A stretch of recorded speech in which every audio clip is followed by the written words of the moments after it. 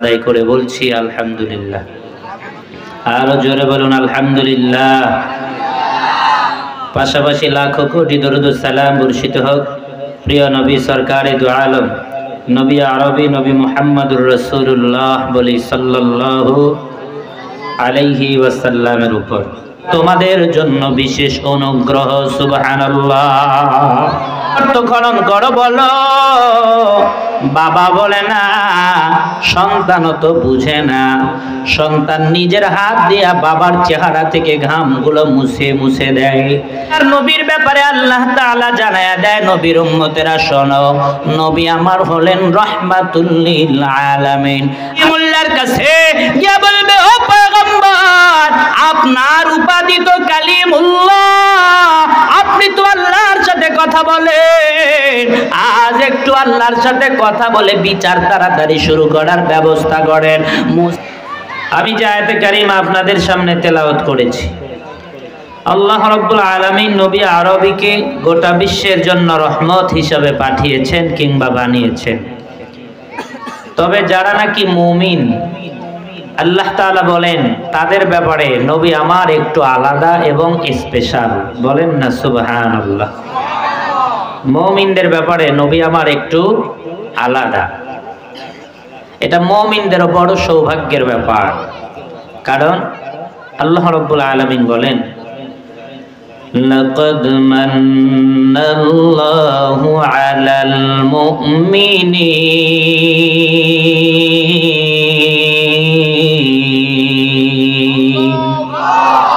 জোরে বলুন না আল্লাহু আকবার। আল্লাহ রাব্বুল আলামিন বলেন যারা নাকি মুমিন তাদের জন্য নবী আমার একটু আলাদা, আল্লাহ তাআলার বিশেষ অনুগ্রহ। কেন সে কথা আল্লাহ তাআলা বলেন, ইয বা'আসা ফীহিম রাসূলাম মিন আনফুসিহিম। আল্লাহ তাআলা বলেন আমি তোমাদের মধ্য হতে তোমাদের কাছে রাসূল প্রেরণ করেছি। বলেন সুবহানাল্লাহ। আল্লাহ রাব্বুল আলামিন যদি চাইতেন অন্য কোন সৃষ্টিকুলের মধ্য হতে কাউরে নবীওয়ালা দায়িত্ব দিতেন, আওয়াজ দিয়া বলেন তো পারতেন কি পারতেন না? আল্লাহ তাআলা যদি চাইতেন ফেরেশতাদের মধ্য হতে কাউকে নবীওয়ালা দায়িত্ব দিতেন, আল্লাহ তাআলা পারতেন। কিন্তু আল্লাহ তাআলা বলেন, মুমিনেরা শোনো, আমি তোমাদের মধ্য হতে তোমাদের কাছে রাসূল প্রেরণ করেছি, এটা তোমাদের জন্য বিশেষ অনুগ্রহ। সুবহানাল্লাহ। আল্লাহ তাআলা বলেন কেন নবী আমার তোমাদের জন্য রহমত। ইয়াতুলু আলাইহিম আয়াতিহি ওয়া ইউযাক্কিহিম। বলুন আল্লাহু আকবার। আল্লাহ তাআলা বলেন নবী আমার তোমাদেরকে আল্লাহর কোরআন শেখাবে, কোরআন শোনাবে। ইয়াতুলু আলাইহিম আয়াতি, নবী আমার আল্লাহর কথাগুলো তোমাদেরকে শোনাবেন, আল্লাহর কোরআন তেলাওয়াত করে তোমাদেরকে শোনাবেন, তোমরা শ্রবণ করবা। কেন কেন? ওয়া ইউযাক্কিহিম, কোরআন শোনায়া তোমাদেরকে আল্লাহ তাআলা পবিত্র করবেন। কোরআন শুনলে মানুষ পবিত্র হয়, কোরআন শুনলে নাপাক মানুষগুলা পবিত্র হয়, কোরআন শুনলে পথভোলা মানুষগুলো পথের দিশা পায়, জাহান্নামী মানুষগুলো জান্নাতি হয়। কথা কার? জোরে বলেন না কথা কার? আল্লাহ তাআলা তাই তো বলেন, কোরআন শোনায়া শোনায়া তোমাদেরকে পবিত্র করবে, তোমরা পবিত্র হবা। এজন্যই তো ইতিপূর্বে যত জালেম ছিল কোরআনের দুশমনি তারা করেছিল, কারণ তারা জানে তারা হলো না পাক। আর কোরআন শুনে মানুষ, বাংলার মানুষেরা যদি হয়ে যায় পাক, তাহলে তাদের রাজত্ব যাবে নিপাক। এজন্য তারা বলে কোরআনের তেলাওয়াত হবে না, উলামা ইকরামদেরকে ভালো থাকতে দেয়া যাবে না, মাদ্রাসাগুলো ভালো চলতে দেয়া যাবে না। যত প্রকারের কোরআন নিয়ে ষড়যন্ত্র, সব চেষ্টা তারা করেছে। কথা বলেন ঠিক কিনা? একটু জোরে বলেন ঠিক কিনা?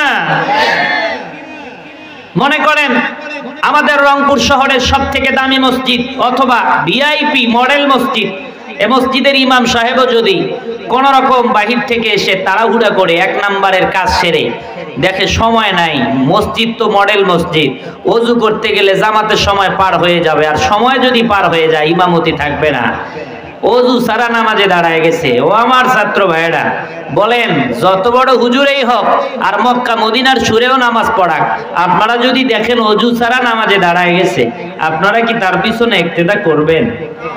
যারা করবেন তারা কথা বলেন না, যারা করবেন না তারা জোরে বলেন আপনারা কি ইক্তেদা করবেন?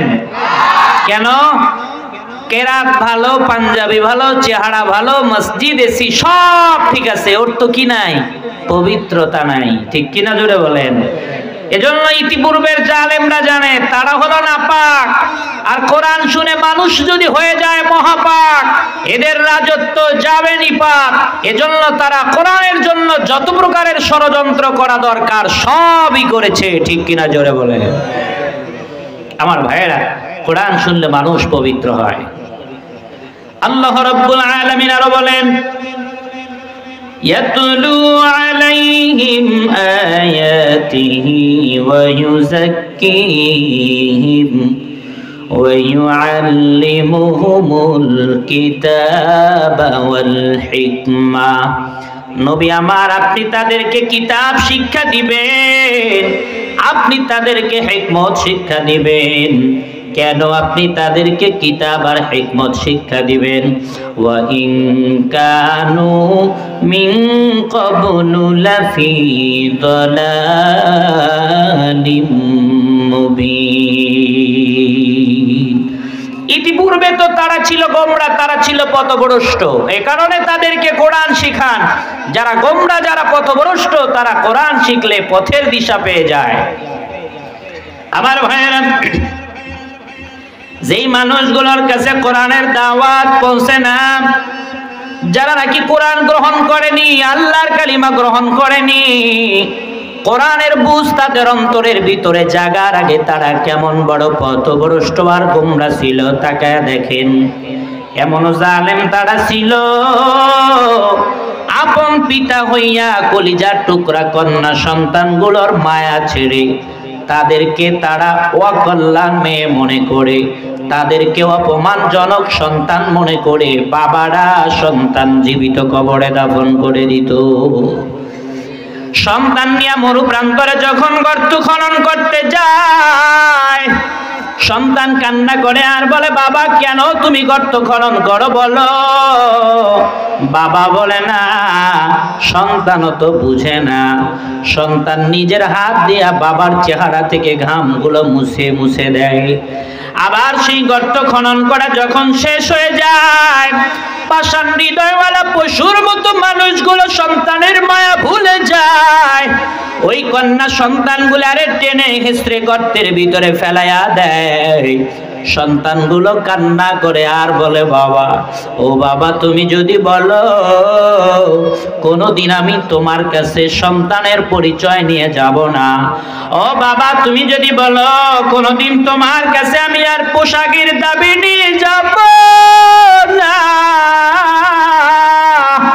ও বাবা, তুমি যদি বলো কোনোদিন তোমার কাছে আর খাবারের দাবি নিয়ে যাব না, এরপরেও তুমি তোমার কন্যা সন্তানটারে জীবিত গর্তের ভিতরে ফেলাইয়া দিও না।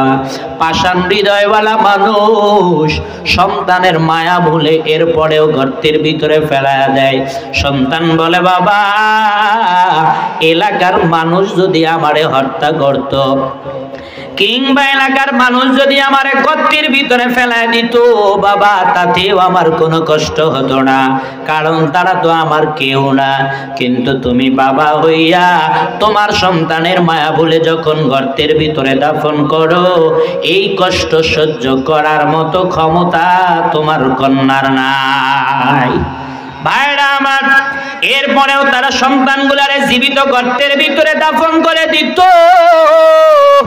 ঠিক ওই মানুষগুলার কাছে যখন কোরআনের দাওয়াত চলে যায়, ওই মানুষগুলা যখন ইসলামের ছায়াতলে যায়, যায়, ওই মানুষগুলা যখন কালিমা গ্রহণ করে ওই মানুষগুলা পরবর্তীতে কেমন দামি হয়ে যায় তাদের ব্যাপারে আল্লাহ তাআলা বলেন রাদিয়াল্লাহু তাআলা আনহুম ওয়া রাদু আন, তাদের উপরে আল্লাহ তাআলাও খুশি, তারাও পরবর্তীতে আল্লাহর কোরআনের দিশা পেয়ে আল্লাহর বিধানে হয়ে গেছেন রাজি। বলেন সুবহানাল্লাহ। কোরআন শিখাও ছেলে মেয়েকে ওহে মুসলমান, জান কবজের সময় তোমার হইবে রে আশা। আমার ভাইয়ের এজন্যই তো আল্লাহ রাব্বুল আলামিন বলেন নবী আমার আপনি মুমিনদের জন্য আলাদা, আপনি মুমিনদের জন্য স্পেশাল, আপনি মুমিনদের জন্য স্পেশাল আল্লাহ তাআলার অনুগ্রহ এবং দয়া। তবে নবী আমার সবার জন্য রহমত। নবী আমার যেমন বাংলাদেশের জন্য রহমত, ভারত, ইন্ডিয়া, আমেরিকা, সৌদি আরব যত দেশ আছে গোটা বিশ্বের জন্য নবী আমার রহমত। গোটা বিশ্বের জন্য নবী আমার যেমন রহমত, মুমিনের জন্য নবী আমার তেমনই রহমত, বেঈমানের জন্য নবী আমার রহমত, ছাত্রদের জন্য যেমন রহমত, নবী আমার শিক্ষকগণের জন্য রহমত, পুরুষের জন্য যেমন রহমত, নবী আমার নারীর জন্য রহমত। নবী আমার হিন্দু, খ্রিস্টান, বৌদ্ধ, নাসারা, বেঈমান, হাজি, গাজী, মোল্লা, মাঝি, চাষা, চাষী, নায়ক, নায়িকা সবার জন্য রহমত। এ বন্ধু কেমন রহমত তাকাও। আল্লাহ তাআলা তার কোরআনে হাকিমের ভিতরে প্রথম নাম্বার সূরা, যেই সূরা আমরা ফজরেও পড়ি, জোহরেও পড়ি, আসরে, মাগরিবে, ইশা, ফরজ, সুন্নত, ওয়াজিব নামাজ, যত নামাজ আছে সমস্ত নামাজের ভিতরে যেই সূরা তেলাওয়াত করি সূরাতুল ফাতিহার শুরুতে আল্লাহ রাব্বুল আলামিন বলেন আলহামদুলিল্লাহি রাব্বিল আলামিন। ইব্রাহিম পয়গম্বর বলবে না না আমি পারবো না। এবার সবাই যাবে মুসা কালিমুল্লাহর কাছে, গিয়ে বলবে ও পয়গম্বর আপনার উপাধি তো কালিমুল্লাহ, আপনি তো আল্লাহর সাথে কথা বলেন, আজ একটু আল্লাহর সাথে কথা বলে বিচার তাড়াতাড়ি শুরু করার ব্যবস্থা করেন। মুসা কালিমুল্লাহ বলবে না না আমিও পারবো না। এবার সবাই যাবে ঈসা রূহুল্লাহর কাছে, ঈসা রূহুল্লাহ বলবে আমিও পারবো না। তবে ঈসা রূহুল্লাহ একটা জায়গা দেখায় দিবে, যাও যাও শেষ জামানার পয়গম্বর ইমামুল আম্বিয়া নবী আরবি মুহাম্মদুর রাসূলুল্লাহর কাছে যাও। এবার সবাই যাবে মুহাম্মদুর রাসূলুল্লাহর কাছে, গিয়া বলবে ও শেষ জামানার পয়গম্বর আদম পয়গম্বর থেকে শুরু করে ঈসা রূহুল্লাহ পর্যন্ত সবার কাছে গেলাম, কেউ বলার সাহস পায় না, আপনি একটু আল্লাহরে বলেন। এবার মুহাম্মদুর রাসূলুল্লাহ সিজদায় পড়ে যাবে, কতকাল সিজদায় থাকবে এটা কেউ জানে না, কি কি বলবে এটাও কেউ জানে না। তবে এতটুকু জানা যায় আল্লাহর নবী আমার বলবে আল্লাহ আপনি তো উত্তম দেনেওয়ালা। এ বন্ধু আল্লাহু আকবার বলার জন্য রেডি হও। আমার মালিক বলবে নবী আমার আপনি নবীও হলেন উত্তম নেনেওয়ালা। আরো জোরে আওয়াজ দিয়ে বলেন আল্লাহু আকবার, চিল্লায়ে দুহাত উঁচু করে বলেন আল্লাহু আকবার। নবী বলে আল্লাহ আপনি তো উত্তম দেনেওয়ালা, আর আমার আল্লাহ বলে নবী আমার আপনি তো উত্তম নেনেওয়ালা। জমিনের ভিতরে কেউ যদি ভিক্ষা চায়, এক বেটা যদি আইসা বলার ভঙ্গিমা ভালো না হয়, যদি বলে এই 10টা টাকা দাও, সকাল থেকে খাই না, বলবে বেটা টাকা মনে হয় তোর বাবা। আবার অনেক সময় জমজ ফকির দেখা যায় না না যায়, গাড়ির পর গাড়ি, একটা ল্যাংড়া, একটা ভ্যাংড়া, একটা কানা, একটা ঘোড়া, একটাই বলে আমার আল্লাহ নবীজির নাম, আর কোন কয় একটা টাকা দিয়া যান। এত সুন্দর কইরা কয় যে বেটা পকেট থেকে বের করছে 10 টাকা, ওরে দিবে 5 টাকা, 5 টাকা পকেটে রাখবে, পুরা টাকা দিয়া বলে যাও যাও করে মিলে খাও। ঠিক কি না? দুনিয়াতে যার বলার ভঙ্গিমা যত সুন্দর, তার ভিক্ষার ঝুলিতে ভিক্ষা হয় তত সুন্দর। তাই নবীও বলে আল্লাহ আপনি হলেন উত্তম দেনেওয়ালা, আমার আল্লাহ বলে নবী আমার আপনি হলেন উত্তম নেনেওয়ালা। এবার নবী বলে আল্লাহ আপনি বিচার শুরু করেন, নয়তো মাথা উঠাবো না। আল্লাহ তাআলা বলে নবী আমার আপনি জমিনে সেজদা দিয়েছেন, যদিও আপনার মসজিদে এসি ছিল না, বিল্ডিং ছিল না, ছিল খেজুর পাতার ছাউনি, এরপরেও আপনি জমিনে সেজদা দিলে জমিন কেঁপেছে। আজ আপনি এই ময়দানে সেজদা দিলে আল্লাহর আরশ কেঁপে যায়। ও পয়গম্বর না, আপনি মাথা উঠান, বিচার শুরু করতে আর দেরি হবে না। বলেন না সুবহানাল্লাহ। এবার সবার বিচার শুরু হয়ে যাবে। যারা নামাজি তারও বিচার শুরু হবে, যারা বেনামাজি তারও বিচার শুরু হয়ে যাবে। মুমিন মুত্তাকি পরহেজগার যারা, বেঈমান যারা, সবার বিচার শুরু হবে। ওই যে শাফাআত, এটা হলো শাফাআতে কুবরা। এই শাফাআতের কারণে সবাই ওই দিন ওই ময়দানে মাহশারের কষ্ট থেকে, ধৈর্য ধরা থেকে বেঁচে যাবে। এজন্যই তো বলতেছিলাম আল্লাহ তাআলা হলেন রব্বুল আলামিন, জগৎ সমূহের জন্য রব, আর আমার নবী হলেন রাহমাতুল লিল আলামিন, জগৎ সমূহের জন্য রহমত। বলেন না সুবহানাল্লাহ। একটু আওয়াজ দিয়ে বলেন না সুবহানাল্লাহ। জিকির করেন লা ইলাহা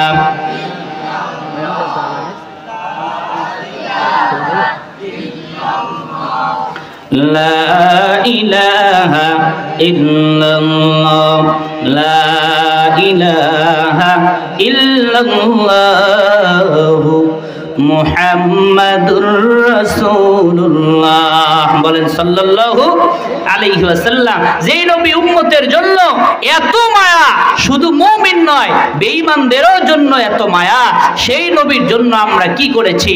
ওই নবীর সুন্নত মানার দরকার। বলেন আছে না নাই? চলো চলো চলো মুমিন চলো নবীর সন্ধানে, নবী বিনে কে তড়াবে ফুল সিরাত মিজানে, নবী বিনে কে তড়াবে ফুল সিরাত মিজানে। এমন তিম নবী আমার, মাতা পিতা নাই যে তাহার, এমন তিম নবী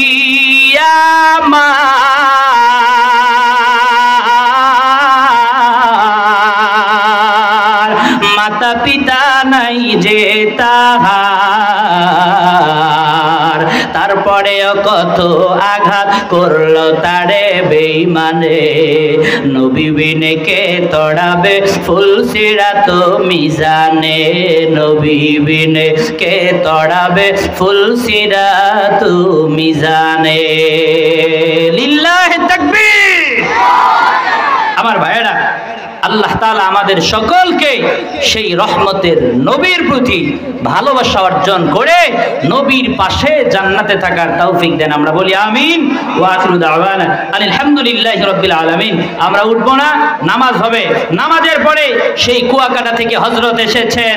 গোটা বাংলার মানুষ যার বয়ানের অপেক্ষায় থাকে, হযরত বয়ান করবেন। যারা রাস্তায় আছেন আপনারাও চলে আসেন, আপনারা থাকেন, বাইরে যাব না ইনশাআল্লাহ। আসসালামু আলাইকুম ওয়া রাহমাতুল্লাহ।